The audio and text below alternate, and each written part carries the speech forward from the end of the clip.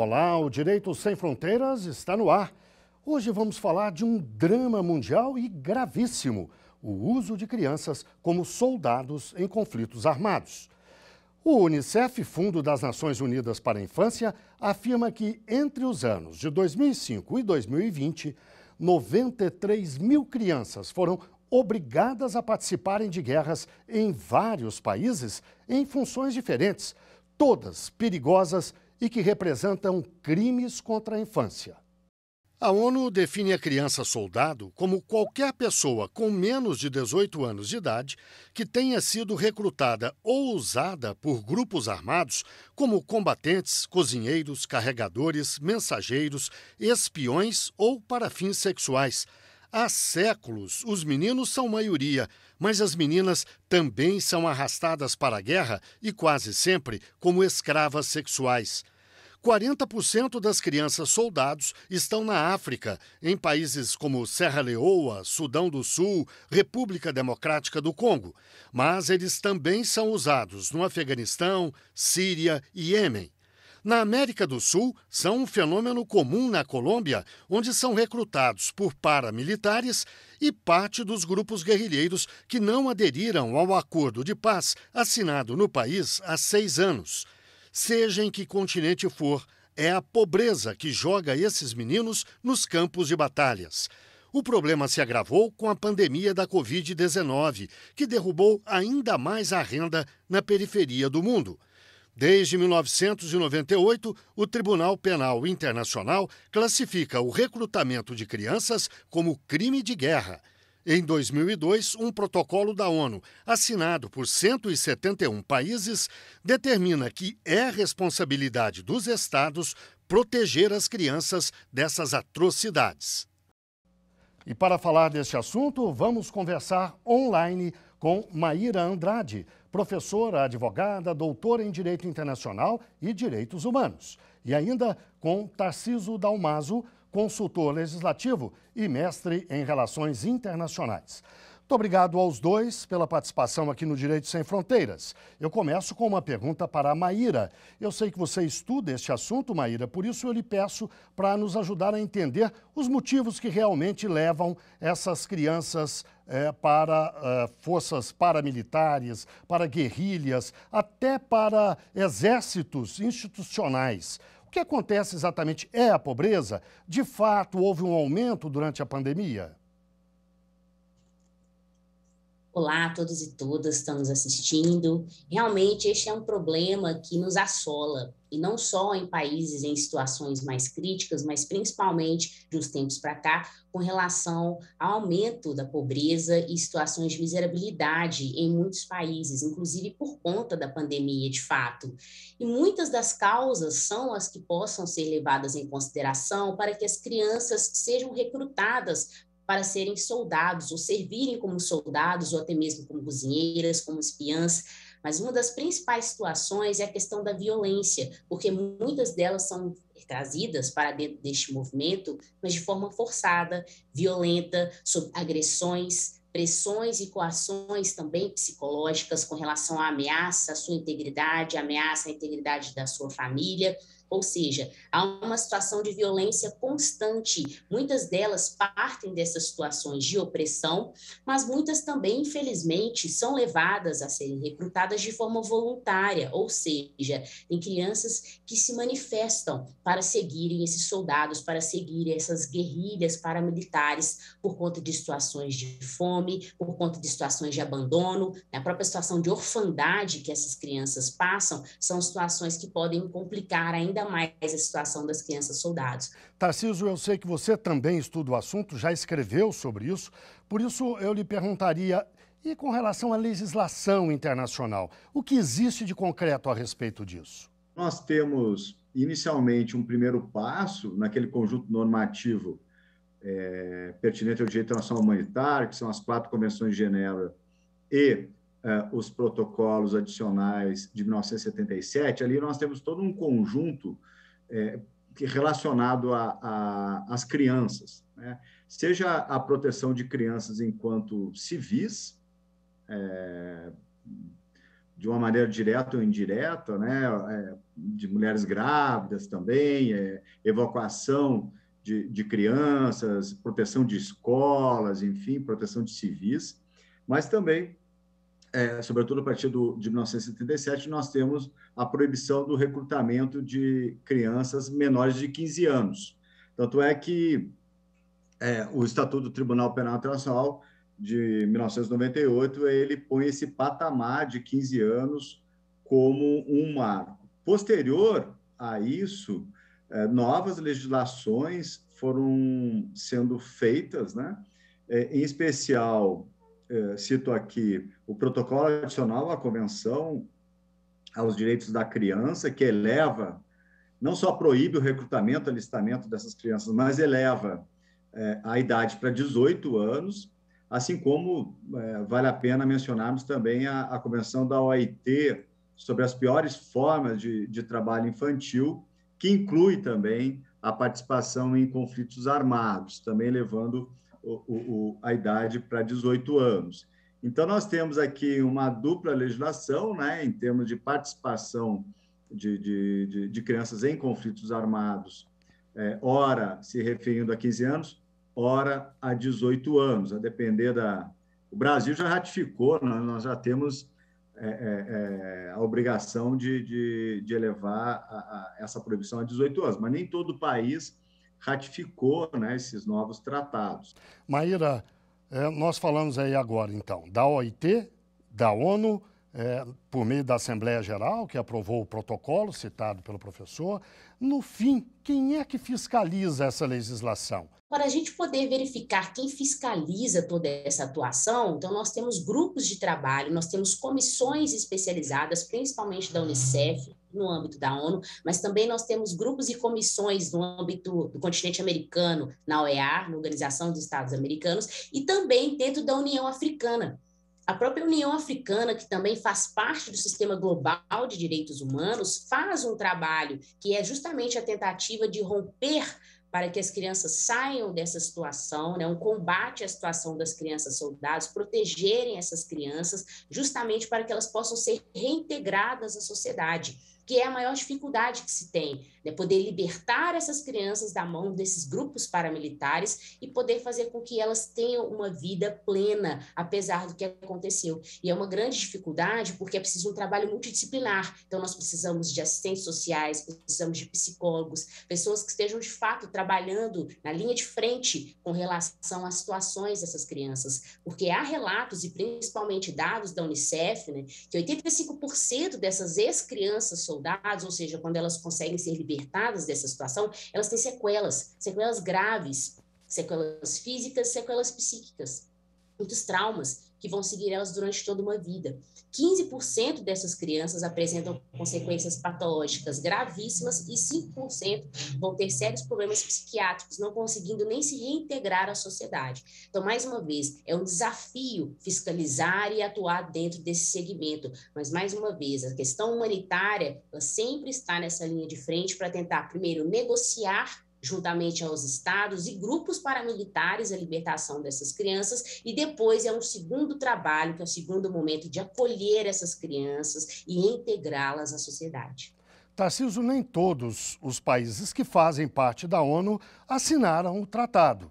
Há um número de pelo menos uns 30 países que deixaram de assinar. Eles podem ser, de alguma forma, penalizados pelas Nações Unidas por isso? Mais do que isso, e quem assinou e descumpre, pode ser punido?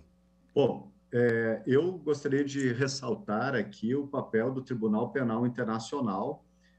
Nós temos um caso emblemático no Tribunal Penal Internacional, que é o caso Lubanga, em que houve a condenação do Lubanga pelo alistamento e recrutamento de crianças e adolescentes menores de 15 anos, que é o tipo penal que está no Estatuto de Roma do Tribunal Penal Internacional.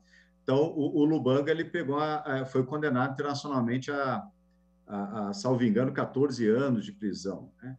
Então, o Estatuto de Roma ele é aplicável a seus países membros. Outra iniciativa, né, claro, é que, uma vez ratificado esse estatuto, enfim, os tratados de direitos humanos ou ratificado o Estatuto de Roma, há uma obrigação de implementar, evidentemente, essas obrigações internacionais no plano interno. Não podemos esquecer, no Brasil, por exemplo, que há inclusive, uma inserção constitucional, né, que é o parágrafo 4º, o artigo 5º, que constitucionaliza, né, a nossa aceitação à jurisdição internacional penal. Então, há a obrigação de estabelecer os tipos penais internamente, e os estados devem, eles mesmos, enfim, processar e julgar essas pessoas envolvidas. E, paralelamente a isso, existe um movimento de estabelecimento de jurisdições universais, em que, uma vez que o acusado se encontre em território alheio, né, e mesmo que ele não tenha cometido o crime contra nacionais daquela nacionalidade onde se encontra, há a possibilidade dele ser julgado. É mais ou menos o que a nossa lei contra a tortura de 97 prevê. Se algum torturador estiver em solo brasileiro, mesmo que ele não tenha cometido a tortura contra nacionais, tampouco ele mesmo seja brasileiro, há a possibilidade, sim, aqui no Brasil, de nós julgarmos essa pessoa. Maíra, eu gostaria agora de falar um pouco sobre um caso próximo da gente. Estou falando da Colômbia, relativamente próximo, de qualquer maneira, aqui do lado, na América do Sul, que há anos repete esse crime horroroso, esse crime odioso de recrutar crianças para lutar ou do lado de paramilitares, de direita, ou da guerrilha, de esquerda. Eu lhe perguntaria, isso continua a acontecer na Colômbia em larga escala, como já aconteceu? É um fenômeno que diminuiu? Mas eu pediria que você respondesse logo depois do intervalo. O Direito Sem Fronteiras faz agora uma breve pausa e volta já já.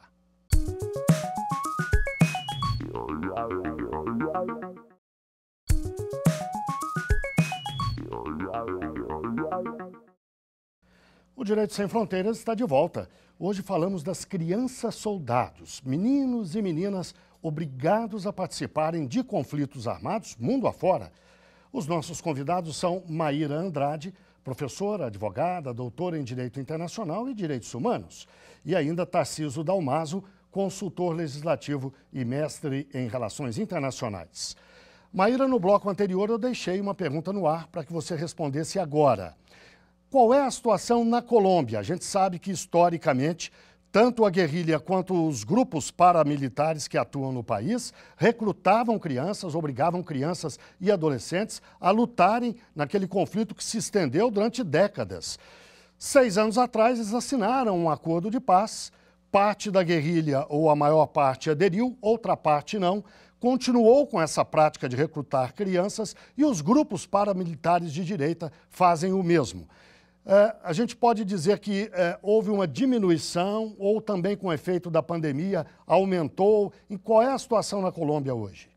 Depois de 2016, com a assinatura desse compromisso de liberação, né, pelas Forças Armadas Revolucionárias da Colômbia, as FARC, com relação à liberação das crianças, e não só as FARC, mas também outras forças também assinaram esse compromisso, mas o que nós verificamos é que ainda o número é alto, é um número relativamente alto com relação às crianças que ainda são recrutadas e estão sendo, então, utilizadas como soldados. Segundo dados do governo da Colômbia, aproximadamente 60% das crianças já saíram dessa situação, mas não são dados confirmados, mas o que a gente precisa entender neste momento é justamente um movimento de cooperação e um compromisso internacional e também regional por parte da OEA, da Organização dos Estados Americanos, para que isso possa ser resolvido, porque o combate à situação de colocar crianças em vulnerabilidade como crianças soldados é um compromisso que parte não só de um governo, não só de um país, mas é um compromisso de todos, principalmente os países que fazem parte dos sistemas de proteção aos direitos humanos, tanto os regionais quanto os sistemas globais, eles assumiram o compromisso e principalmente a responsabilidade de proteger.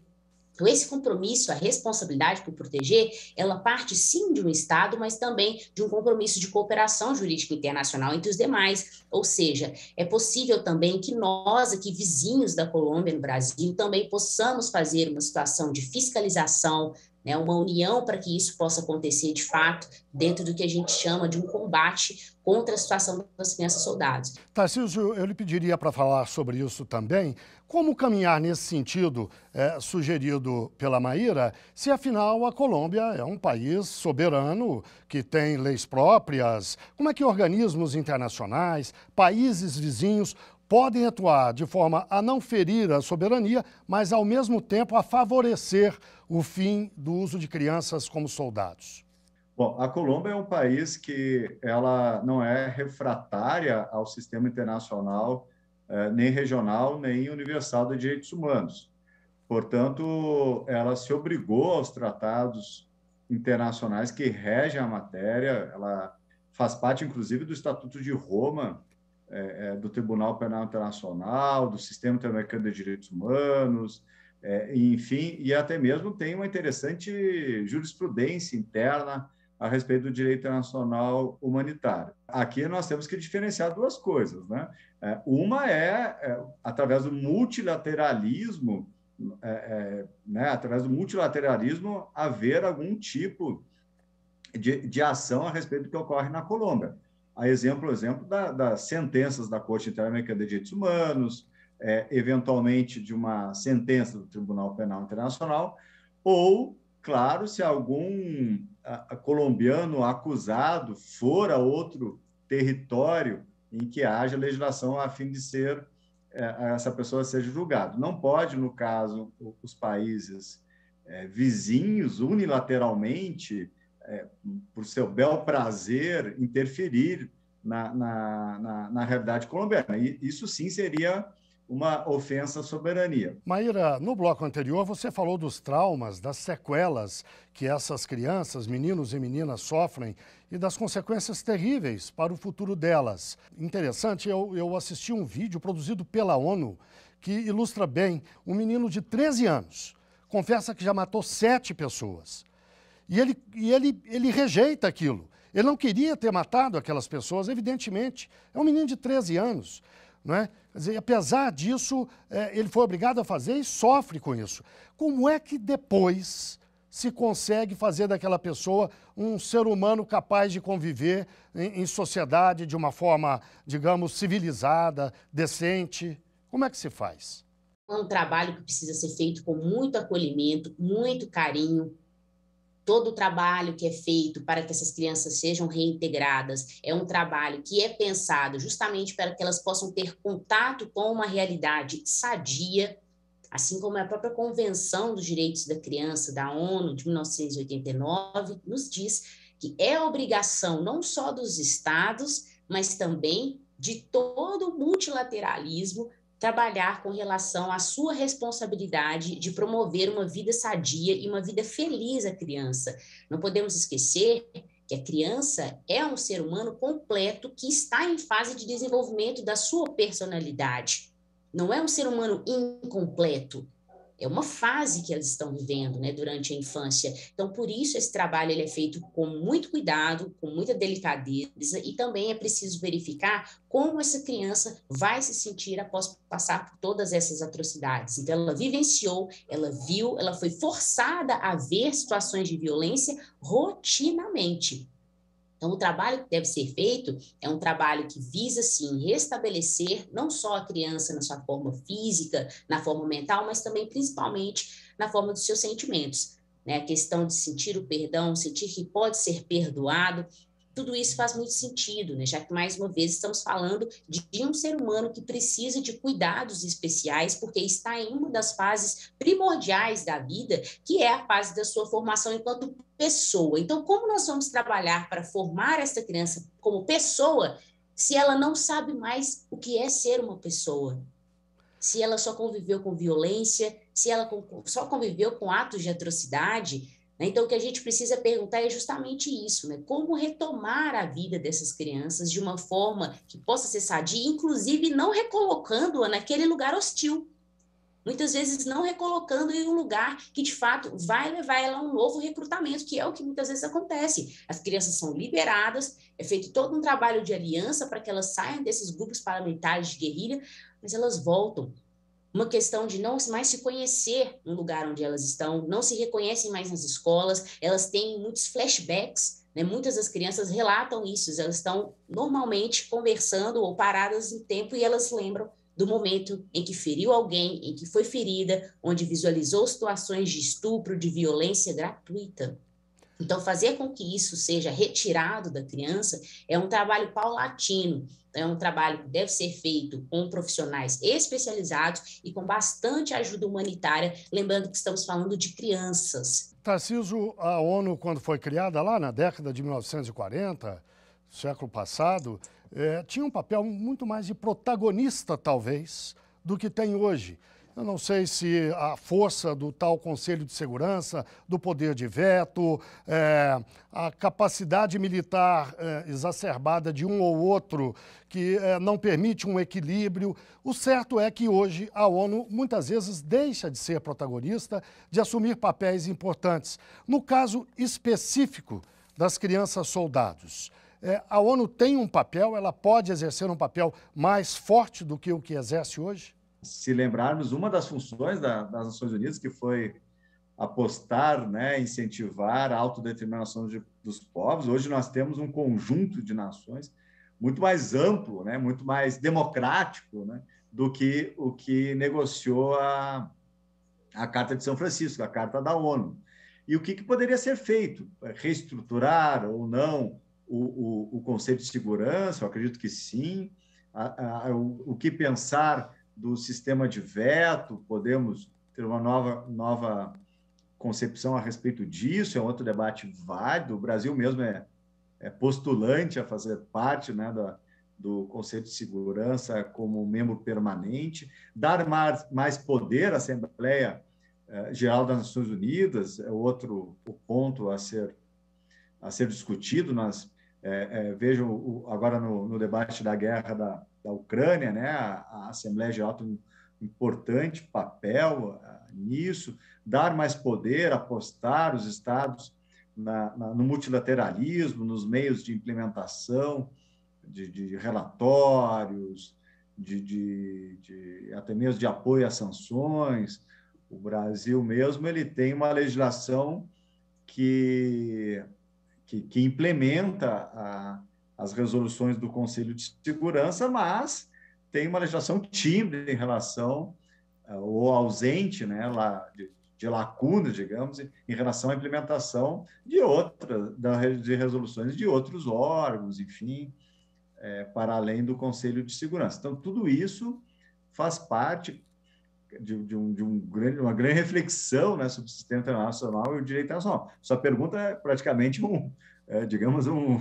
teríamos aqui um seminário, né, e livros a serem debatidos. E isso tudo diante de uma sociedade que é diferente, né? Nós estávamos falando da Colômbia no bloco anterior, mas vejam, estamos falando da Colômbia, mas na realidade talvez tecendo uma eventual crítica a respeito de ações de grupos não estatais, né? Temos também nos deparamos diante de conflitos que são híbridos, que são cibernéticos. Então há também toda uma nova sociedade a se debruçar. Então, o que não foi para isso que foi pensada as Nações Unidas no pós-guerra, né, da Segunda Guerra Mundial. Então, é não só válido, como urgente e premente repensarmos todo esse sistema, né? Bem, chegamos ao fim da nossa entrevista. Eu agradeço muitíssimo a participação de Maíra Andrade, professora, advogada, doutora em Direito Internacional e Direitos Humanos, e também de Tarcísio Dalmaso, consultor legislativo e mestre em Relações Internacionais. E muito obrigado, claro, a você que nos acompanhou. Não deixe de seguir a nossa programação no site da TV Justiça e também no nosso canal no YouTube. Até o próximo programa.